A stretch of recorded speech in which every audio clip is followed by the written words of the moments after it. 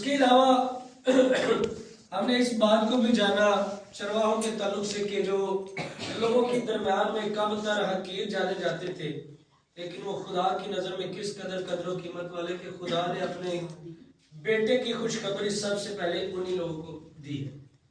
اب اس کے علاوہ آج جو ہم نے بائبل مقدس میں سے سیکھنا ہے وہ یہ ہے کہ یہودیوں کی تاریخ اور ان کی بیت لحم میں آمد کے تعلق سے ہم دیکھیں گے۔ تو خدا کے کلام میں سے مقدس متی کی انجیل اس کا 2 باب اور اس کی پہلی آیت سے ہم پڑھیں گے۔ تو خدا کے کلام میں لکھا ہے، جب یسوع ہیرودیس بادشاہ کے زمانہ میں یہودیہ کے بیت لحم میں پیدا ہوا تو دیکھو کئی مجوسی پورب سے یروشلم میں یہ کہتے ہوئے آئے کہ یہودیوں کا بادشاہ جو پیدا ہوا ہے وہ کہاں ہے، کیونکہ پورب میں اس کا ستارہ دیکھ کر ہم اسے سجدہ کرنے آئے ہیں۔ یہ سن کر ہیرودیس بادشاہ اور اس کے ساتھ یروشلم کے سب لوگ گھبرا گئے، اور اس نے قوم کے سب سردار کاہنوں اور فقیہوں کو جمع کر کے ان سے پوچھا کہ مسیح کی پیدائش کہاں ہونی چاہیے۔ انہوں نے اس سے کہا یہودیہ کے بیت لحم میں، کیونکہ نبی کی معرفت یوں لکھا گیا ہے کہ اے بیت لحم یہودا کے علاقے، تو یہودا کے حاکموں میں ہرگز سب سے چھوٹا نہیں، کیونکہ تجھ میں سے ایک سردار نکلے گا جو میری امت اسرائیل کی غلہ بانی کرے گا۔ اس پر ہیرودیس نے مجوسیوں کو چپکے سے بلا کر ان سے تحقیق کی کہ وہ ستارہ کس وقت دکھائی دیا تھا، اور یہ کہہ کر انہیں بیت لحم کو بھیجا کہ جا کر اس بچے کی بابت ٹھیک ٹھیک دریافت کرو، اور جب وہ ملے تو مجھے خبر دو تاکہ میں بھی آ کر اسے سجدہ کروں۔ وہ بادشاہ کی بات سن کر روانہ ہوئے، اور دیکھو جو ستارہ انہوں نے پورب میں دیکھا تھا وہ ان کے آگے آگے چلا، یہاں تک کہ اس جگہ کے اوپر جا کر ٹھہر گیا جہاں وہ بچہ تھا۔ وہ ستارے کو دیکھ کر نہایت خوش ہوئے، اور اس گھر میں پہنچ کر بچے کو اس کی ماں مریم کے پاس دیکھا اور اس کے آگے گر کر سجدہ کیا، اور اپنے ڈبے کھول کر سونا اور لبان اور مر اس کو نظر کیا، اور ہیرودیس کے پاس پھر نہ جانے کی ہدایت خواب میں پا کر دوسری راہ سے اپنے ملک کو روانہ ہوئے۔ آج کے پاک کلام کے باعث ہم سب کی زندگیاں تبدیل ہو، سب مل کر کہیں گے آمین آمین۔ بنیادی طور پر دنیا کی تاریخ میں 4 ایسی سلطنتیں اس زمین پر رہی ہیں جن کے بارے میں تاریخ ہمیں یہ بتاتی ہے کہ پہلی جب ہم دیکھتے ہیں بابلی سلطنت، یعنی بابل کی سلطنت کے تعلق سے، اس کے بعد مادی اور فارسی سلطنت ہمیں ملتی ہے، اور تیسری یونانی سلطنت، اور چوتھی رومن سلطنت۔ اب بابلی سلطنت کے تعلق سے آپ جانتے ہیں کہ دانیل کے دور میں یعنی بابل کے اسیری یعنی 70 سالہ اسیری کے تعلق سے میں ملتا ہے۔ پھر مادی اور فارسی سلطنت، یونانی سلطنت اور رومن سلطنت جو مسیح کے دور میں ہم دیکھتے ہیں کہ رومی سلطنت میں، جیسے کہ ہم اس دن بھی اس بات کو دیکھ رہے تھے کہ یہودیوں کا بادشاہ کون تھا، جس کی تلاوت میں آج بھی ہم نے پڑھی ہے۔ کون ہے بادشاہ یہودیوں کا؟ ہیرودیس۔ کون ہے؟ ہیرودیس۔ اور روم کا بادشاہ کون تھا؟ کیسر اوگسطس۔ کون تھا؟ کیسر اوگسطس۔ اب رومیوں کی سلطنت تھی مسیح کے دور میں بھی۔ اب یہاں پر بائبل مقدس میں ہم مجوسیوں کے تعلق سے دیکھ رہے ہیں کہ وہ پورب سے یروشلم میں آئے ہیں مسیح کو دیکھنے کے لیے، بادشاہ جو پیدا ہوا ہے اس کا دیدار کرنے کے لیے۔ تو بائبل مقدس ہمیں یوں بتاتی ہے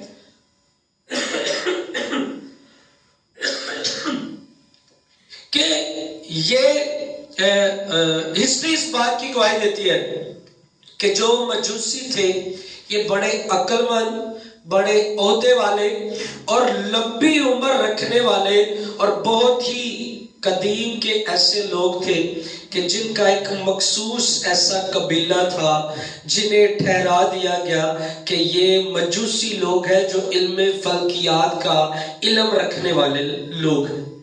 اب بائبل مقدس میں بھی ہمیں ملتا ہے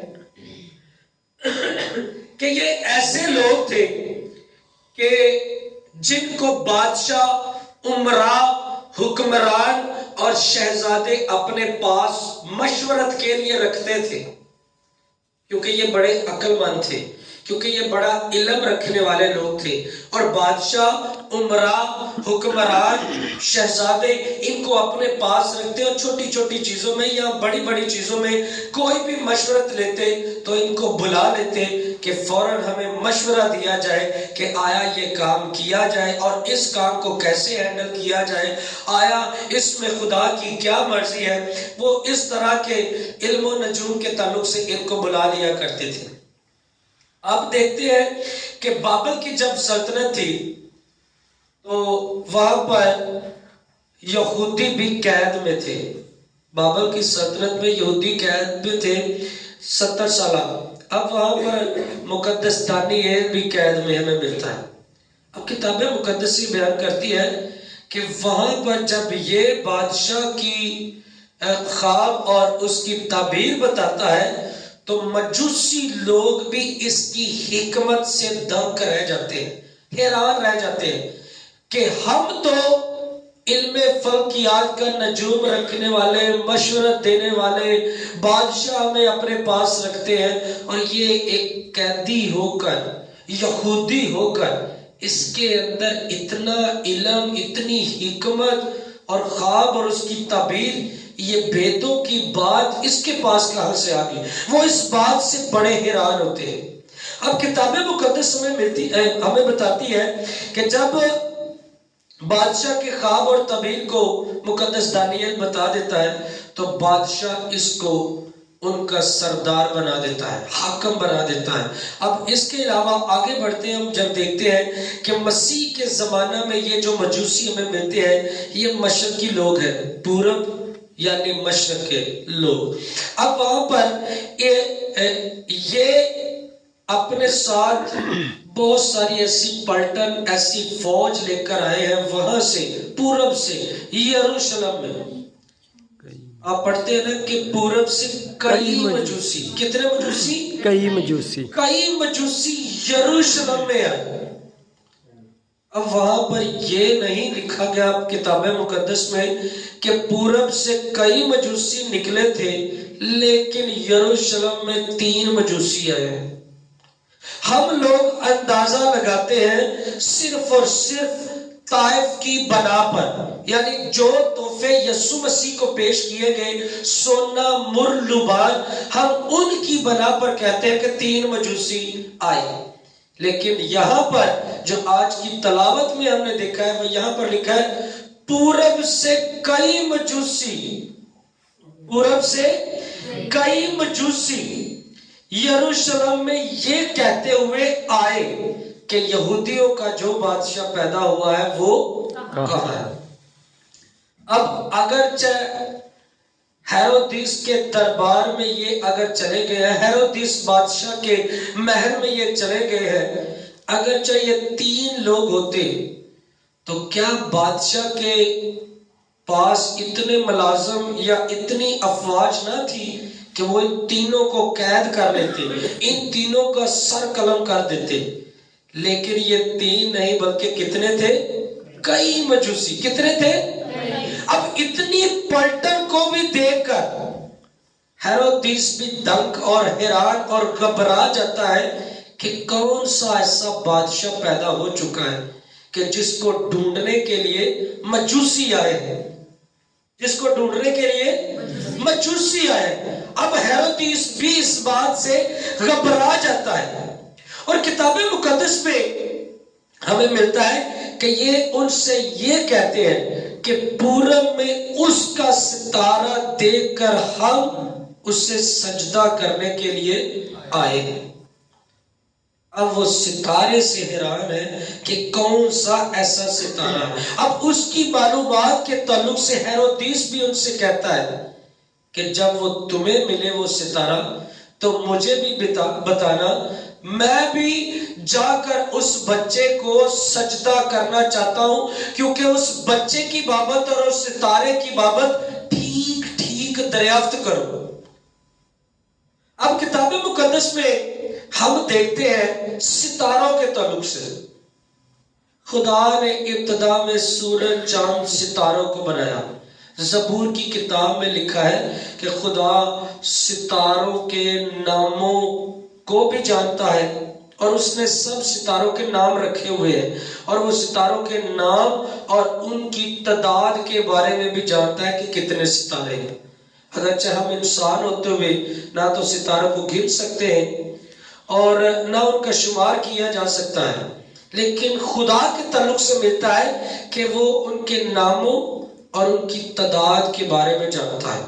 کرنتھیوں کے خط میں لکھا ہے ستارے ستارے کے جلال میں فرق ہے، کیونکہ وہ ستارے بھی کس کی پرستش کرتے ہیں؟ ان ستاروں کے تعلق سے بھی ملتا ہے کہ وہ ستارے بھی خدا کے جلال کو ظاہر کرتے ہیں، وہ ستارے بھی خدا کی تمجید کرتے ہیں۔ جب یوسف نے بھی ایک خواب دیکھا تو اس نے بھی کہا کہ مجھے سورج چاند ستارے سجدہ کر رہے ہیں۔ بلعام نبی ایک پیشن گوئی کرتا ہے، وہ کہتا ہے کہ یعقوب میں سے ستارہ نکلے گا اور اسرائیل میں سے ایک عصا اٹھے گا۔ اور ابلیس کو آپ جانتے ہیں کہ بائبل مقدس میں یسایا کی کتاب میں صبح کا ستارہ کہا گیا ہے۔ یسوع مسیح کے تعلق سے مکاشفہ کی کتاب میں ہمیں ملتا ہے کہ یسوع مسیح کہتے ہیں کہ میں داؤد کی اصل و نسل ہوں، میں صبح کا ستارہ ہوں۔ اب یسوع مسیح بھی اپنے بارے میں کہہ رہے ہیں۔ اب متی کی انجیل میں خدا اپنے پیروکاروں کو، اپنے شاگردوں کو، اپنے لوگوں کو اور اس کے پیچھے چلنے والوں کو کہتا ہے کہ تم دنیا کے نور ہو، تم دنیا کے نور ہو، نور ہو۔ یعنی ستارہ جو جلال خدا کا ظاہر کرتا ہے، ستارہ جو دوسروں کو روشنی پہنچاتا ہے، اب خداوند خدا اسی روشنی کے تعلق سے جیسے وہ خود ستارہ ہے اور وہ ہم کو بھی کہتا ہے کہ تم دنیا کے نور ہو، لوگ تمہاری روشنی سے چلے برکت پائیں اور تمہارے آسمانی باپ کی تمجید کریں تمہاری روشنی سے۔ آیا بائبل مقدس میں جو ہمیں بیان کیا گیا ہے اس ستارے کے تعلق سے، یہ ان ستاروں سے اس قدر ڈیفرنٹ ہمیں تاریخ بتاتی ہے کہ یہ دمدار ستارہ تھا۔ تاریخ بتاتی ہے جس کی لہر زمین تک تھی، جس کی روشنی کی لہر زمین تک تھی، اور وہ ان مجوسیوں کے آگے آگے چل رہا ہے، جس کی رہنمائی میں ہم دیکھتے ہیں کہ آج کی تلاوت میں وہ کہہ رہے ہیں کہ پورب میں اس کا ستارہ دیکھ کر ہم اسے سجدہ کرنے آئے ہیں۔ یعنی وہ ستارہ ان کے آگے آگے چلتا ہے۔ جب آگے جا کر پڑھتے ہیں نا کہ جب ہیرودیس اس سے کہتا ہے کہ اس بچے اور اس ستارے کی بابت ٹھیک ٹھیک دریافت کرو، تو لکھا ہے کہ وہ ستارہ ان کو دوبارہ پھر دکھائی دیا اور وہ ان کے آگے آگے چلا۔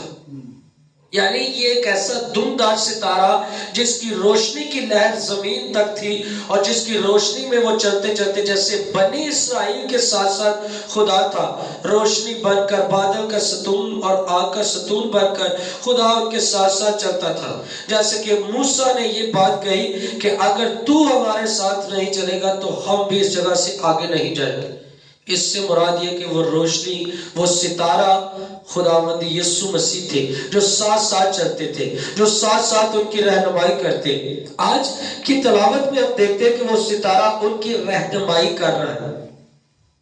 ہمیں بھی ایک روشنی قرار دے دیا گیا ہے، ہمیں دنیا کے نور قرار دے دیا گیا ہے کہ ہم نے بھی دوسروں کو روشنی پہنچانی ہے، ہم نے بھی دوسروں کو سچائی کا رستہ دکھانا ہے، ہم نے بھی دوسروں کو وہاں تک لے کر جانا ہے جہاں یسوع مسیح ہے۔ جیسے وہ ستارہ مجوسیوں کو کہاں لے کر گیا؟